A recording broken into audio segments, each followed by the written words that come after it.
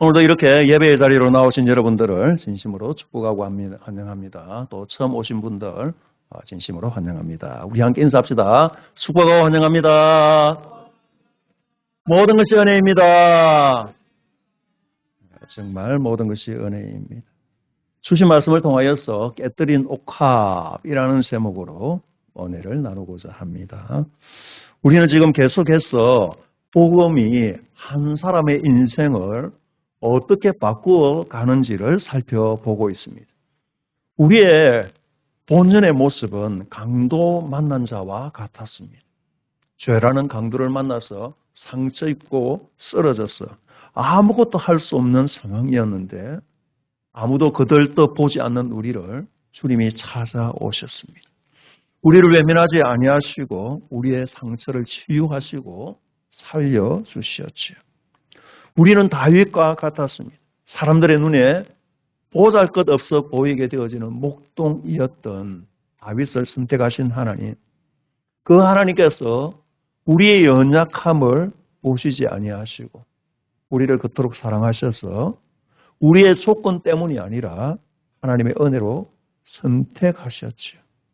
우리는 질그릇과 같이 연약한 존재이고 쉽게 깨어지고 넘어지는 존재임에도 불구하고 우리의 그 연약한 질그릇 속에 예수님이라는 보배를 담아 주셨습니다.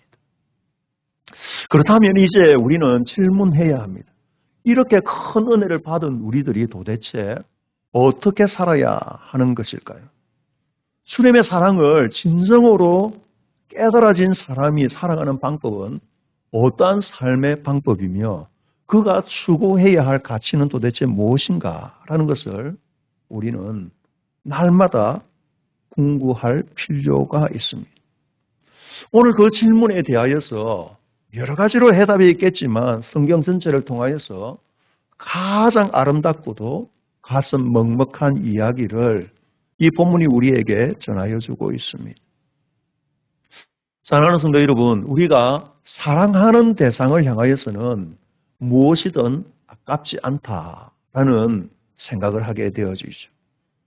자녀를 너무나 사랑하기에 부모는 모든 것을 자녀를 위하여 희생하게 되어집니다. 우리가 잘 아는 2002년 월드컵에서 큰 역할을 하였던 안정환이라는 선수가 있습니다. 방송에서 한번 이야기하는 것을 보니까요. 그 당시에 이혜원이라 하는 지금의 부인과 연애를 하고 있을 당시였는데 안정환 선수는 외국에 있었던 것이죠.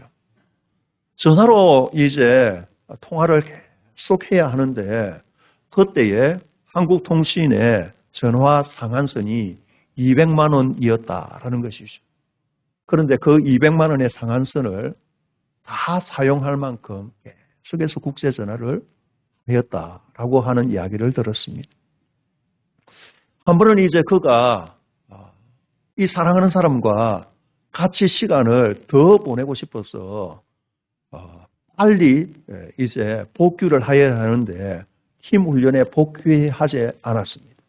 그 복귀하지 않았던 벌금이 1,000만 원이라는 상상할 수 없는 금액을 물게 되어지죠. 그럼에도 불구하고 다 몇 시간을 더 있고 싶어서 벌금 1,000만 원을 아낌없이 내었다라는 이야기를 하게 되어집니다. 정말 사랑하면 그런 것 같습니다. 복음이라 하는 것은요. 예수님의 십자가를 통하여 우리에게 주어진 구원이라 하는 것이 진정으로 예수님의 사랑을 알게 되어질 때에 우리의 생각을 바꾸게 되어지는 것이죠. 복음은 우리의 마음을 바꾸게 되어지고 인생의 가치관을 송두리째 뒤흔들어 놓습니다. 무엇보다도 내가 그토록 목숨을 걸고 사랑하고 있는 대상을 바꾸어 버리는 것이죠. 그 이전에는 내가 중요하였습니다. 나의 성공과 나의 계획과 내 자존심과 내 가정이 중요하였습니다. 내가 안전해야 하고 내가 대접받아야 하는 것이죠. 그런데 복음을 알게 되어지면 묘하게도 내 인생이 점점 내 중심에서 예수님 중심으로 옮겨가게 되어지고 예수님이 가장 소중한 분으로 보이기 시작하게 되어지죠. 그래서 인생을 살아가게 되어질 때 계산하지 않게 되어지고 사랑으로 살아가게 되어집니다. 손해와 이익을 꼼꼼하게 따지던 사람이 예수님의 모습을 본받아서 헌신하게 되어지고 그저 주님 말씀이니까 기쁨으로 순종하게 되어지는 것이죠.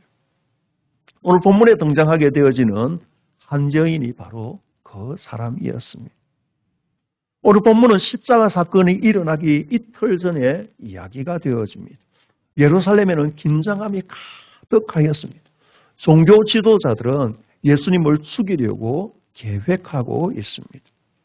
우리가 본문을 읽지는 않았지만 14장 1절은 이렇게 시작합니다.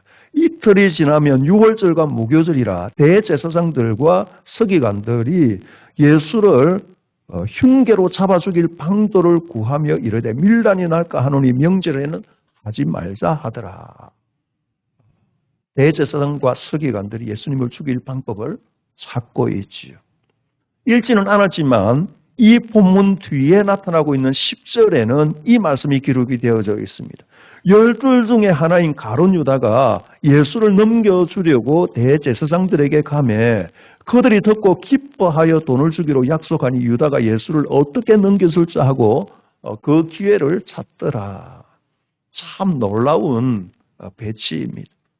마가는 성령의 지시하심을 받아서 의도적으로 이 무시무시하고 어두운 사건들 딱 한가운데에 이 여인이 향유를 붓는 사건을 기록하고 있는 것이죠. 한쪽에는 예수님을 시기해서 죽이려는 사람들이 있습니다. 한쪽에는 자신의 욕망을 채우기 위하여서 예수님을 이용하려는 사람이 있는 것이죠. 그 살벌한 상황 가운데 예수님을 너무나 사랑하는 한 사람이 서 있습니다. 죽이려는 사람, 이용하려는 사람, 그리고 사랑하는 사람. 그래서 이 본문의 이야기는 단순히 2000년 전에 이스라엘 땅에서 있었던 그 이야기를 하는 것이 아니라 오늘 예배를 드리고 있는 우리들을 향하여서 예수의 사랑을 알고 있다면 너는 과연 어떠한 자세로 주님 앞에 서 있느냐라고 질문하고 있는 것이죠. 본문의 장소가 베다니 나병 환자 시몬의 집이다라고 기록을 하고 있습니다. 나병 환자, 한센병, 좀 아픈 병이 아니라 그 당시 이스라엘에게는 저주받은 병이었습니다. 나병에 걸리게 되어지는 순간에 사랑하는 가족과 생이별하게 되어집니다. 마을 밖으로 쫓겨나서 쓸쓸히 평생을 외롭게 살아야 하고 멀쩡한 사람 곁에는 갈 수 없는 것이 그 시대의 법이었습니다. 그런데 그 나병 환자 시몬의 집에서 식사하신다라는 이야기로 유추해 보건대 그리고 다른 복음서를 보건대 예수님을 만나게 되어지고 이 시몬이 구원함을 받게 되어지는 것이죠. 그 저주받은 질병에서 비참하게 버림받았던 자리에서 구원함을 받게 되어지고 병고침을 받아서 이 집에서 잔치를 하게 되어진 것이죠. 그 은혜의 잔치집에서 또 다른 하나의 눈물의 사랑의 이야기가 시작되어집니다. 얼마나 흥겨웠겠습니까? 얼마나 기뻤겠습니까? 그렇게 기쁘게 잔치하고 있는 식사 자리의 한가운데로 한 여인이 들어오는 것이죠. 이 본문을 기록하고 있는 다른 성경을 보게 되어지면 요한복음을 보게 되어지면 이 여인이 마리아인데 우리가 잘 아는 대로 마리아는 마르다의 동생이자 죽었던 나사로의 여동생이었습니다. 얼마 전 오빠가 갑자기 병들어 죽었습니다. 싸늘하게 식어버린 오빠의 시신을 무덤에 장사하였습니다.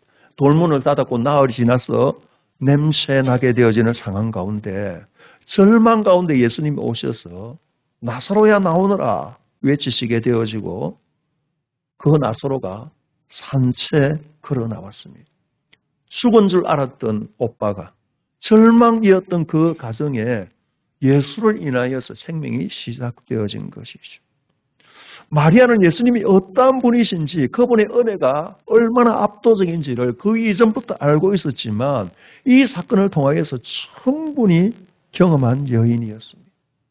은혜를 알게 되어질 때에 은혜를 경험하면 경험할수록 은혜가 깊어지면 깊어질수록 주님을 더 깊이 사랑하게 되어지는 것이죠.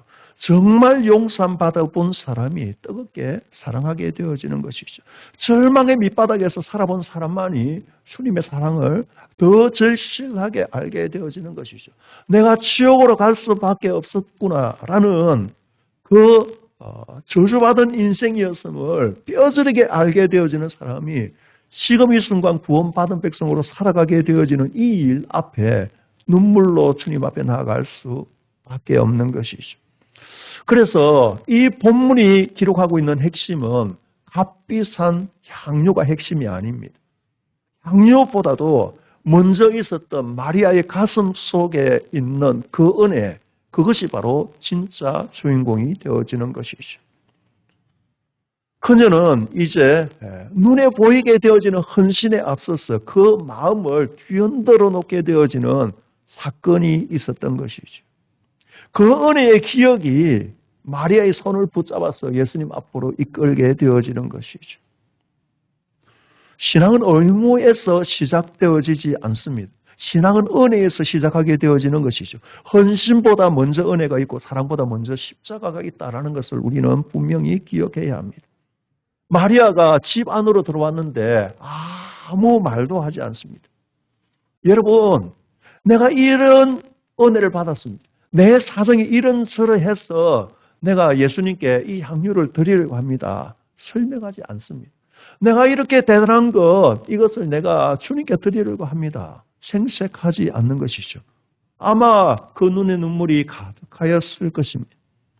묵묵히 예수님의 발 앞으로 가서 가져온 그 귀한 옥합, 망설임 없이 깨뜨려 버리는 것이죠. 그리고 그 속에 든 가장 순전한 향유, 나르드라는 이제 식물의 뿌리에서 추출한 히말라야 고산지대에서만 생산되어지는 그 고귀한 향유를 예수님의 머리에 아낌없이 쏟아붓게 되어지는 것이죠. 아마 그 옥합이 깨뜨려지는 소리가 컸을 것입니다. 그리고 매혹적인 향기가 순식간에 그 집안으로 퍼져갔을 것입니다.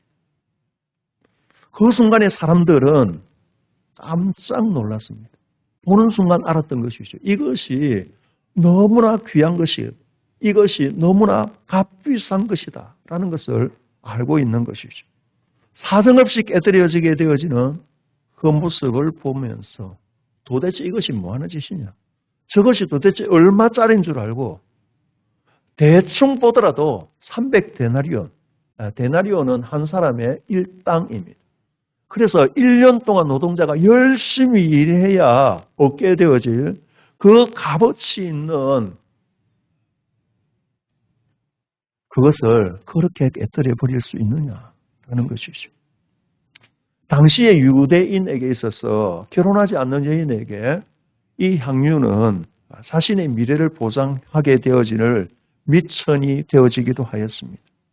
아마 마리아는 오랜 기간에 걸쳐서 이것을 준비하였을 것입니다. 그런데 조금도 아까워하지 아니하고 쏟아버리는 것이죠. 여기서 이제 마가는 특별한 단어를 사용하게 되어집니다. 옥합을 깨뜨렸다라고 기록을 하고 있습니다. 여러분, 이제 여성들은 향수를 사용하기도 하고 귀한 아이크림인가 하는 그런 것들을 사용하시죠. 조금씩 들어서 쓰게 되어집니다. 너무 비싸기 때문에 조금씩 들어서 쓰게 되어지고, 비싼 향수 같은 경우에는 한번 분무되어질 때에 0.1mm 정도를 분무한다고 하더군요. 제가 인터넷에서 검색을 한번 해보니까 가장 비싼 향수는 10억이 넘어가는 것도 있었습니다. 우리나라에서 조금 이렇게 비싸다고 통용되어지는 향수가 3, 400만 원짜리도 있고 적어도 3, 40만 원 정도 되어지는 그런 향수를 사용하게 되어지는데 조금만 뿌리더라도 냄새가 진동을 하게 되어지죠. 여기 깨뜨렸다라는 단어는 쉰터립으로 하는 헬라어입니다. 구멍을 뚫는다, 검을 가게 했다라는 것이 아니라 완전히 박살내버렸다라는 라는 뜻입니다. 왜 뚜껑을 열어서 그렇게 부을 만큼 부어도 될 것인데 이것을 깨뜨려 버렸느냐? 깨뜨려 버린다라는 것은 다시는 주워 담을 수 없다라는 것을 의미하게 되었습니다. 내가 이 소중한 향유를 예수님을 너무나 사랑하기에 이것을 부어서 정말 예수님에게 충분할 만큼 내가 부어드려야 되겠다라고 생각할 수도 있었을 것입니다. 그리고 조금은 남길 수도 있을 것입니다. 그런데 한 번 깨뜨리면 주워 담을 수 없는 상황으로 만들어버리는 것이죠. 마리아는 일부를 드리고자 생각한 것이 아니라 전부를 드리고자 하는 작정을 하게 되어지는 것이죠. 진짜 사랑한다면 앞뒤 죄지 아니하고 온 인격을 던지는 것 아닙니까? 진심으로 누군가를 사랑하게 되어지면요, 치사하게 조금 주고 내 쓸 만큼 남기고 싶은 마음이 전혀 없는 거 여러분 다 경험해 보셨잖아요. 아픈 자녀를 위하여서 밤새도록 간호하게 되어지는 부모가 피곤해서 죽을 것 같지만은 억지로 뜬 눈으로 밤을 새우게 되어지는데 그것을 부모의 입장에서, 어머니 입장에서 내가 자녀를 위하여 희생한다라고 생각하는 어머니는 아무도 없습니다. 너무 당연한 것이죠. 병상에 있는 부모를 돌보게 되어지는 자녀는 형편과 처지에 따라서 적극적으로 자녀를 사랑하는 그만큼 하지는 못한다 하더라도 자기가 쓰게 되어지는 시간과 돈을 계산하지 아니하고 부모를 진정으로 사랑한다면 그렇게 아낌없이 쓰게 되어지는 것이죠.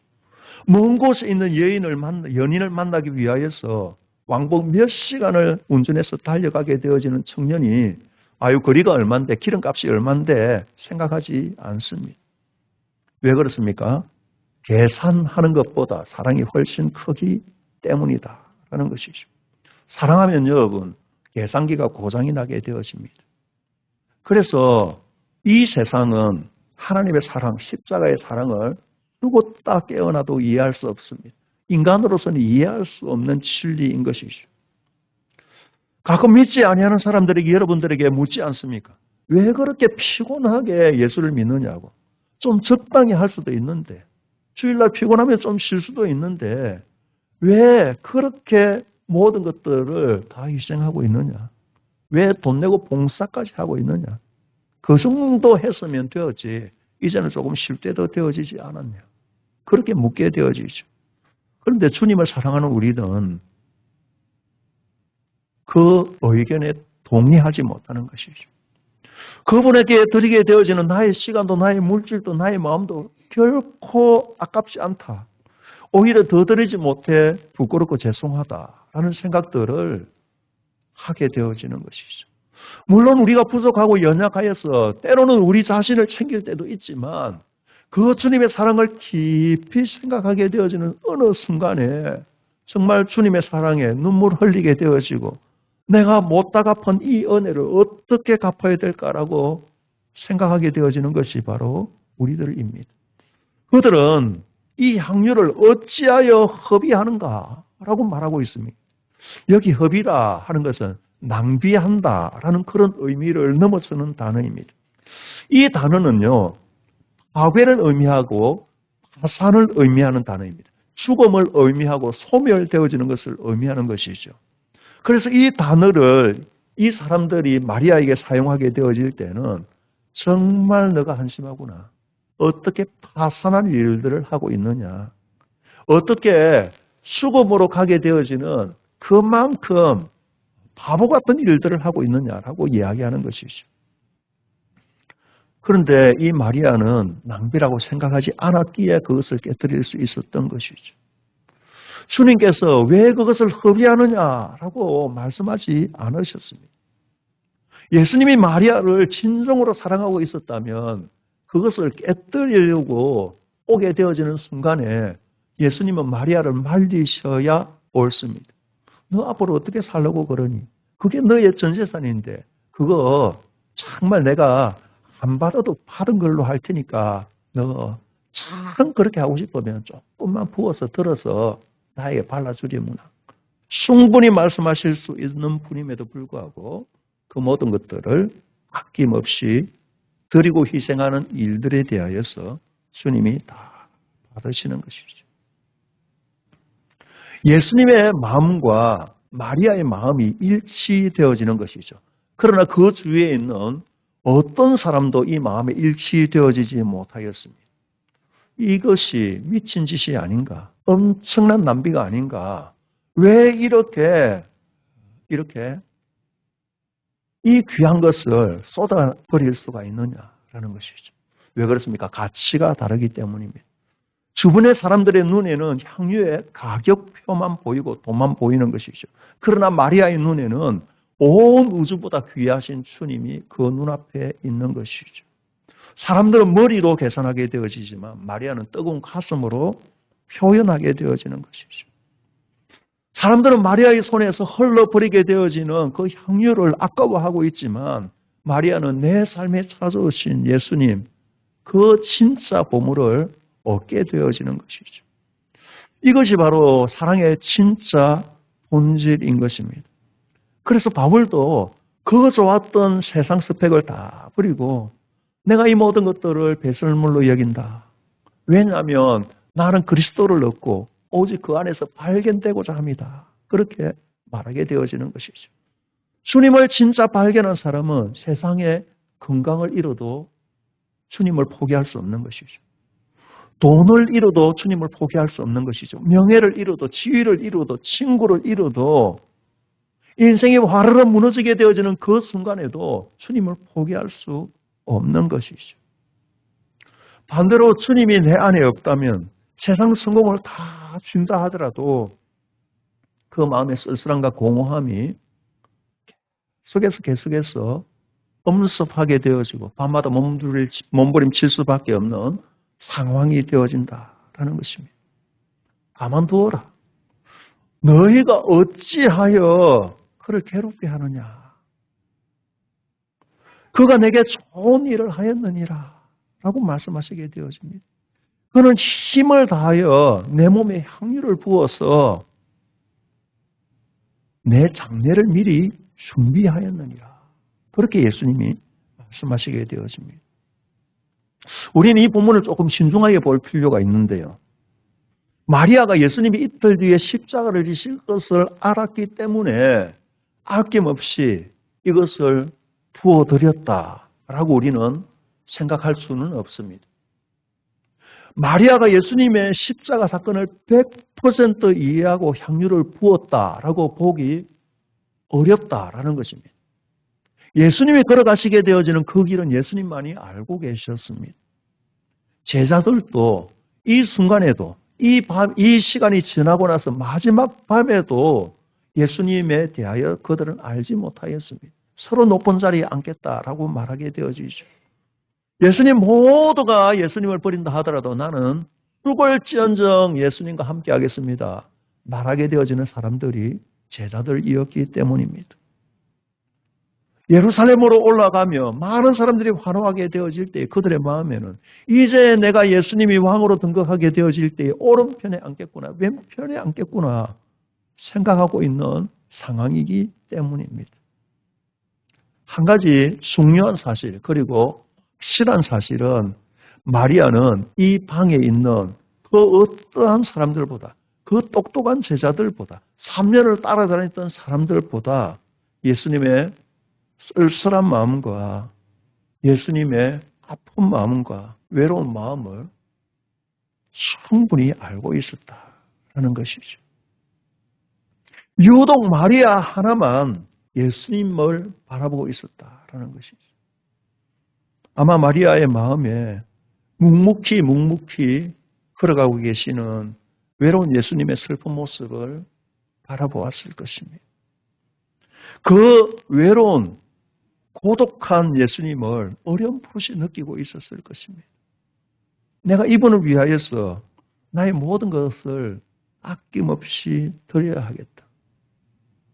내일이 아니고 모레가 아니고 1년 뒤가 아니고 내가 조금 더 모아서가 아니고 지금 이 순간에 이것을 다 쏟아부어야 하겠다.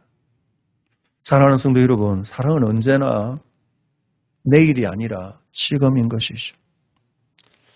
저도 그러하였지만 많은 사람들이 말하게 되어집니다. 조금 더 있다가 부모님을 조금 더 도와야지. 그런데 기다려주지 않고 떠나더군요. 나중에 형편이 좀 좋아지면 주변 사람들에게 잘해야지, 베풀어야지. 내 마음에 여유가 생기면, 내가 금전적인 여유가 생기면, 내가 시간적인 여유가 생기게 되어지면 그렇게 하겠다라고 결심하고 각오하지만 관계 문이 닫히게 되어지고 떠나가게 되어지죠. 나중에 삶이 조금 더 안정되어지면 내가 주님을 위하여 헌신하겠습니다. 주님이 이 문제를 해결하여 주십시오.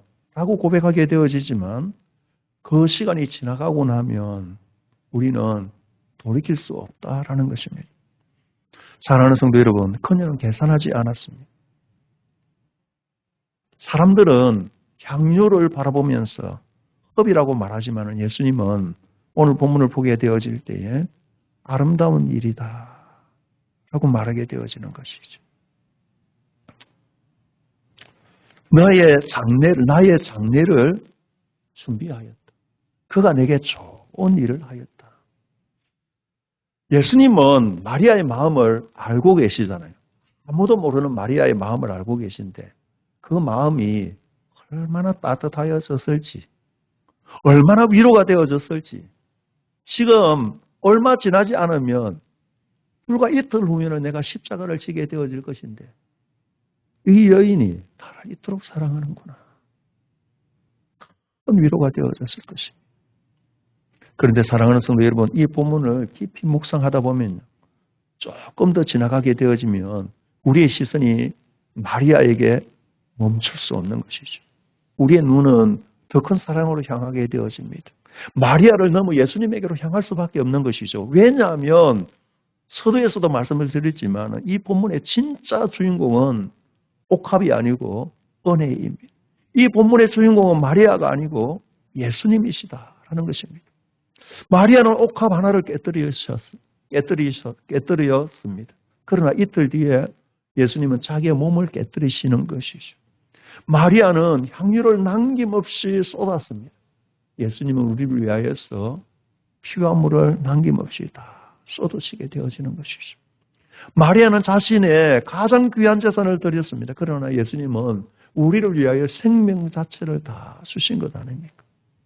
여러분 십자가를 한번 생각해 보면요. 거기에 계산이 있을 수가 없는 것이죠. 예수님이 십자가를 지시게 되어지는 그 순간에 내가 이 십자가를 지게 되어지면 이 사람들이 나에게 무엇을 갚아줄 수 있을까라고 계산하지 않으셨습니다.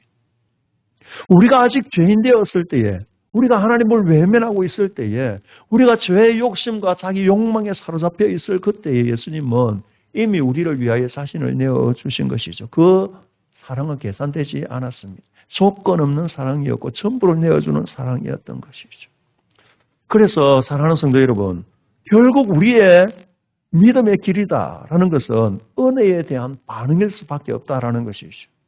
우리가 먼저 드리는 것이 아닙니다. 주님이 먼저 주셨습니다. 우리가 먼저 사랑한 것이 아니라 주님이 우리를 먼저 사랑하셨죠. 우리가 먼저 헌신한 것이 아니라 주님이 먼저 십자가에서 자신을 내어주셨습니다. 그래서 사랑하는 성도 여러분, 예배는 의무가 아닙니다. 봉사는 거래가 되어질 수 없는 것이죠. 헌금하는 것이 점수를 따기 위해서 하는 것이 아니다라는 것입니다. 우리의 모든 삶의 기준은 나 같은 죄인을 위하여 죽을 수밖에 없는 나를 위하여 그 몸을 깨뜨려 주신 주님의 사랑에 대한 감사의 응답일 수밖에 없다라는 것입니다. 주님은 오늘도 우리들에게 묻고 계십니다. 너는 도대체 무엇을 그렇게 붙들고 있느냐? 박무사야, 너는 도대체 무엇을 더 의지하고 있느냐? 너가 그렇게 깨뜨리지 못하고 있는 옥합이 도대체 무엇이냐? 너는 알고 있느냐? 라고 물으시는 것이죠. 어떤 사람에게는 금전일 수 있고, 어떤 사람에게는 자존심일 수 있고, 어떤 사람에게는 인정받고 싶은 욕망일 수 있고, 어떤 사람은 과거의 상처일 수 있습니다. 용서하지 못한 그런 미움일 수도 있습니다. 미래에 대한 불안일 수도 있습니다. 자녀일 수도 있습니다. 주님이 오늘 우리들에게 그렇게 말씀하시는 것이죠. 그것이 귀하냐? 내가 귀하냐? 그것을 다 깨뜨리고 나에게 너 인생을 송두리째 맡길 수 없겠느냐? 사랑하는 성도 여러분, 우리는 이 본문을 볼 때마다 마리아처럼 살지 못하는 자신을 보면서 참 낙심할 때가 많습니다.